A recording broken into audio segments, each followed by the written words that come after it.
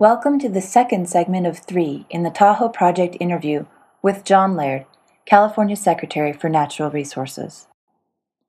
Where we left off, Secretary Laird had just talked about how Senator Heller and Governor Sandoval both served on the TRPA board.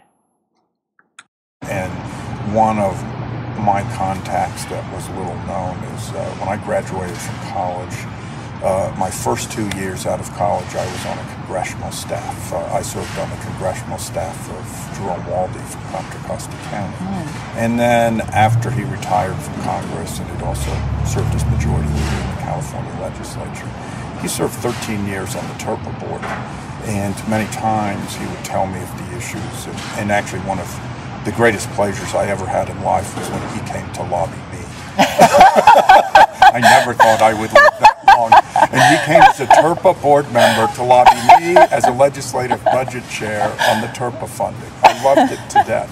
And I had a great conversation with Governor Sandoval about Jerry Waldy and how he said he was a sage and he mentored him on the board and he really enjoyed their relationship. And I think there's been this huge turnover on the TRPA board, so that there are not many people that have served long that are there. And we now have the new administrations, and so once again it comes full circle to we don't have a lot of institutional memory with the people that are there. But we have this new willingness to build relationships and work together. And it sounds like refresh the institutional memory in conversations like that, where you connect the dots and go, oh, right, I did leave off with Jerry Waldy. Well, one of the funniest things is in my conversations with the California governor, he tries to refresh me as to what he did for Tahoe in his first time around. Right. and there was 28 years in between. In between, right. Where are we on that? Have we progressed in 28 years? Exactly. And checking in on that.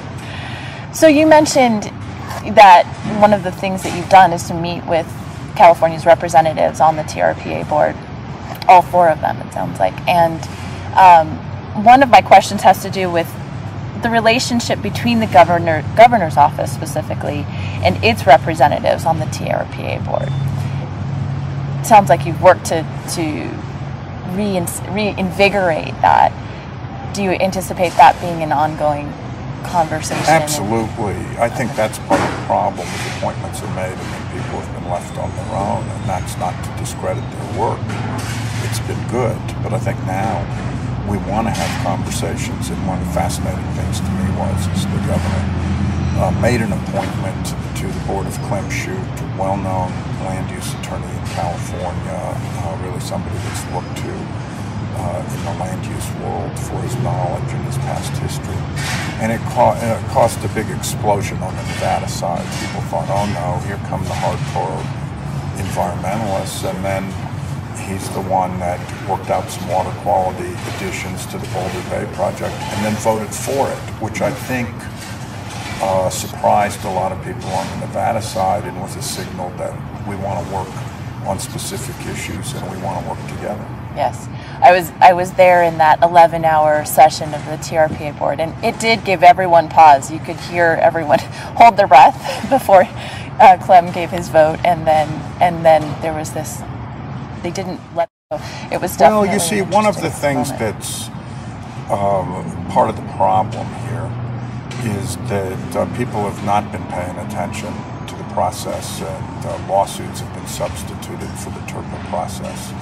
And there's this difficulty on the California side in which the legislature provides roughly 2/3 of the funding to TRPA, and yet the people that provide 2/3 of the funding have appointed the 2 people that feel like they're on the short end of the stick on every vote. And that's just one of the many dynamics that exist here, is that Nevada just routinely votes as a block. California doesn't. California pays a majority of the money for TRPA.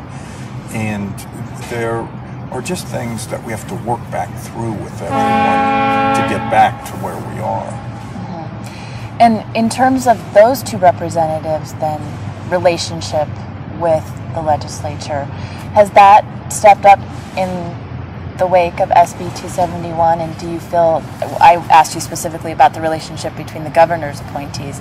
Now, it's the same question with regard to the legislatures. I think it started to step up at the legislative level because the legislative staffs and some of the committee chairs have gotten involved again, and they're starting to pay attention again. The one thing that people forget is that Byron Scher, the Senate's appointment, served in the legislature for 24 years. So he has wide contacts and knowledge in the legislature.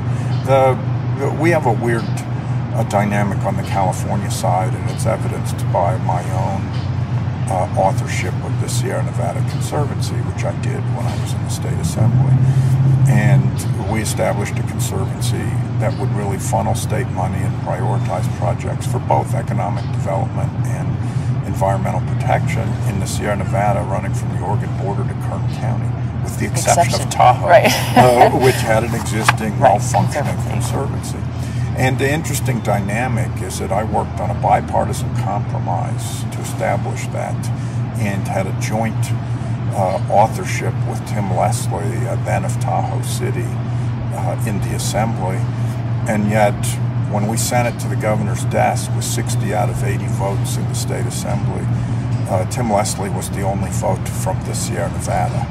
So there's this dynamic where there's a real difference between the rest of the state and the Sierra Nevada about the future. And that also exists in Tahoe, where the rest of the state has strong environmental concerns and is dominant politically, and yet the people from Tahoe feel like they're being run over, and this is on the California side, by people from other parts of the state. And yet TERPA is the same thing with our conservancies, is that it's a state agency, and we have a majority of statewide appointees, but we have local government appointees so that they're at the table while this is going on. And so there's that split within California as well. That's something we always have to work through. And I, as a statewide official, have to be sensitive to both the people in the Tahoe Basin and what is the operating political majority in the state, to try to figure out how to work it through. That brings me to another point that was discussed again in the Nevada legislative session. And one of the recommendations that came out of those discussions was that TRPA back out of the nitty-gritty detail of local governance and give more space for the local governments to get back in the driver's seat in that regard.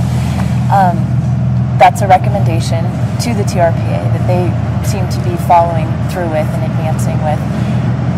One of the reasons the TRPA was created, as you just described, is as a counterbalance to local forces. Do you think that the time is right for that kind of transition, and that our local governments are in a different place than they were in the 60s when TRPA was created, such that this is a relevant and timely transition?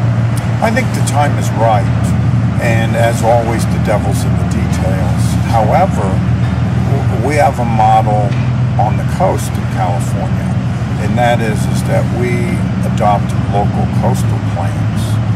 And then the minute the local coastal plans are adopted and approved consistent with the state coastal policy, local government gets to approve everything in their jurisdiction. The only time they have to get something different is when it's different from the plan, and they have to go statewide and ask for a variance. And I think that's very consistent with what people are talking about with TERPA. As long as the local governments have direction for what they're supposed to do and they're consistent with it, that makes some sense. But it's making sure that those assurances are given in the delegation of authority. Right. And I guess the distinction here between here and the coastal communities is that bi-state situation. I mean, the cultures are very different. Yeah, I think on Nevada's side, it's much more libertarian, and on the California side, it's much more regulatory. And so it's a real question of trying to make sure that we look for something that serves both purposes.